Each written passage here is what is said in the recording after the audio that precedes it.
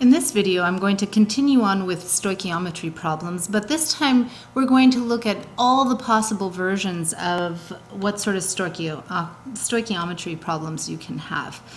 So to start off with, as we may have mentioned in class, is that sometimes you might be given the grams of a substance, and we'll write grams A. And from grams, you actually need to convert it into moles of A. And then we're going to do what we had just talked about, that classic mole to mole conversion from A to B, B being your unknown, and then having the grams of B converted from moles. And so we have what looks like this mole tunnel, for lack of better words. So we always need to recognize this is going to be the pathway. We just have to figure out where we're going to start on the pathway. Keep in mind, A is your known and B is your unknown. So let's go through several examples for this here. It all depends on what you have. So again, you remember this pathway. It's always going to be the same pathway. So in this case, you're told that you are burning 2.8 moles of propane, and I want to know how many grams of carbon dioxide there is. So just let's label what we have. This is our known because it has the number. So I'm going to place A as our number, or letter A on there, and we're looking for moles, or better said, we're given moles of A, and are looking for a new substance. We're going to call that substance B, and we're looking at grams of B. All right, because of what we know that we're going to actually start for this problem right over here. We're given moles of A. From moles of A, I need to get that ratio and convert to determine how many moles of B will be produced, and then from there, I'm going to convert to grams. So just some key ideas. Whenever you do a mole-to-mole conversion, keep in mind you're always looking at the chemical equation. Okay? That balanced chemical equation is going to give you that ratio, just as you saw in the other video. For changing from moles to grams, this is where you need to use the periodic table. So we're using two different sources to get our tiles. So let's work through this one here. So the first step, as always, is to write and balance a chemical equation. So I'll go ahead and do that right now. So what I've done is I've more or less will walk you through these steps. These are steps that you have practiced now and should be relatively proficient in. Here we have the balanced equation. The first thing that we need to do is we need to, by starting by mole A, we need to get our conversion of how much mole B is going to be produced, and then we can move on from grams. So in order to do this step, that mole-to-mole conversion, remember we're using those ratio tiles based on the chemical formula. So I see that right here in the chemical formula there's no number, so that's 1 mole of C3H8, which produces, thanks to this 3 over here, 3 moles of carbon dioxide. Remember, I can place those into ratio tiles where I just place one over the other, and I switch them around both ways because I'm not sure which tile I'm going to use.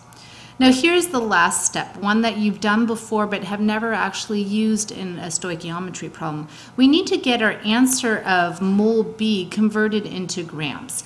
And so in order to do that, we need to find the molar mass of your unknown substance. So in this case, I know that my unknown substance that I'm looking for is carbon dioxide, and I know that 1 mole of carbon dioxide equals 44 grams of CO2. How did I determine that? Well, I determined that by finding the molar mass. So I know I have no number here, so I assume I have 1 mole of carbon, which is 12 grams. Keep in mind I found this at on the periodic table.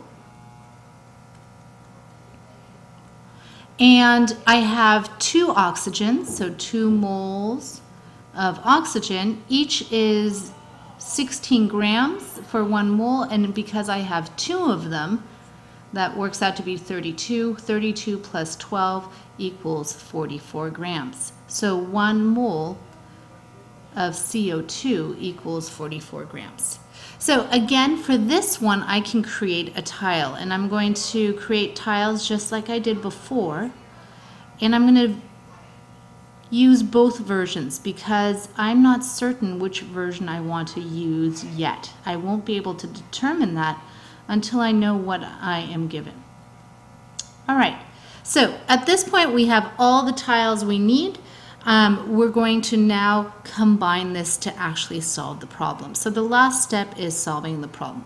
The first thing we need to do is write down what we're given. We're given 2.8 moles of propane, CH38. I know from there we're starting right here, I need to go to convert that into moles of carbon dioxide, in other words, moles of B. So just like we had done before, I want to get rid of this moles of propane and convert it into moles of carbon dioxide. And I know that for every 1 mole of C3H8, 3 moles of CO2 are produced. Now the reason I have this on the bottom, remember, is so that these can cancel out. All right, so now I'm working with moles of CO2. So I've just gotten to this point. The last step is now going from this moles into grams. So the next thing I'm going to do is I'm going to choose one of these tiles to get into grams. Now keep in mind, I have moles on the top here. What do I want to have on the bottom? And I want to have moles of CO2 on the bottom, so I am going to use this tile right here so that these cancel out. So let me write the whole tile. So moles cancels out with moles, carbon dioxide cancels out with carbon dioxide, and now I have a multi-step dimensional analysis problem where I'm going to take 22.8, times it by 3, and times it by 44 to get the value of,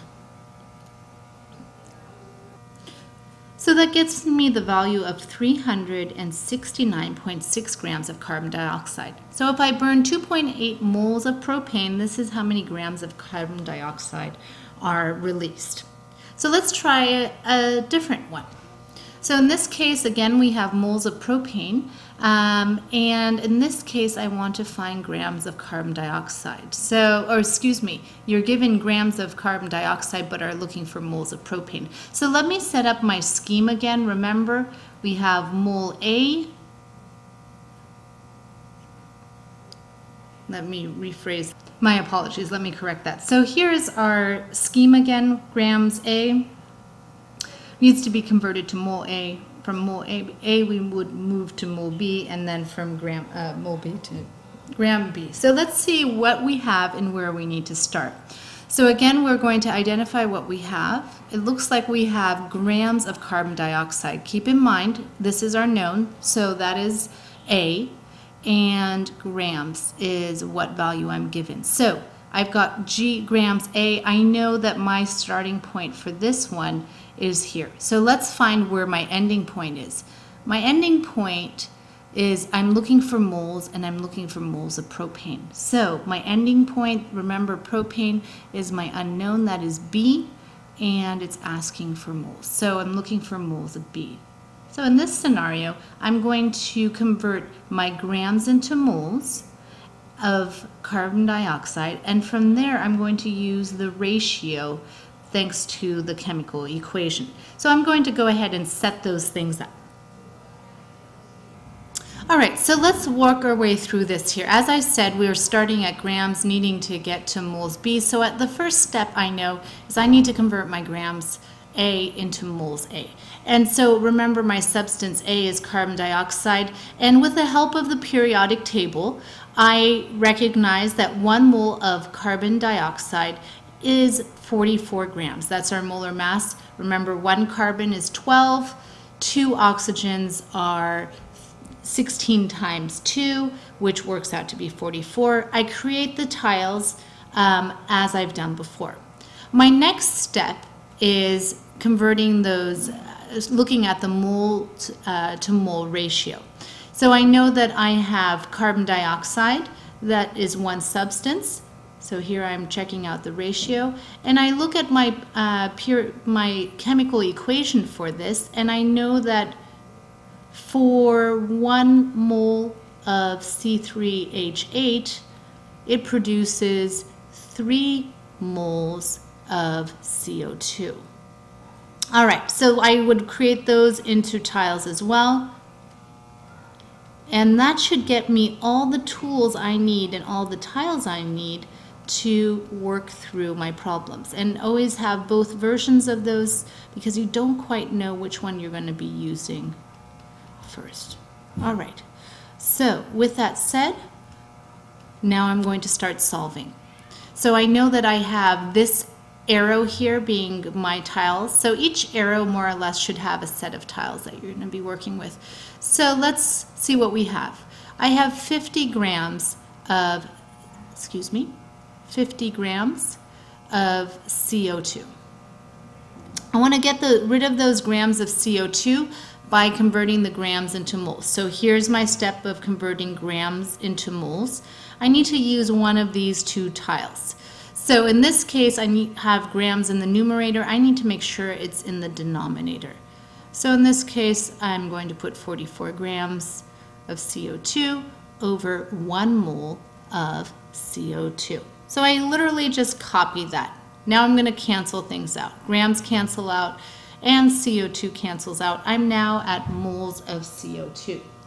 So the next step for this here is I am not concerned about carbon dioxide. I want to know propane. So I need to get that moles of carbon dioxide.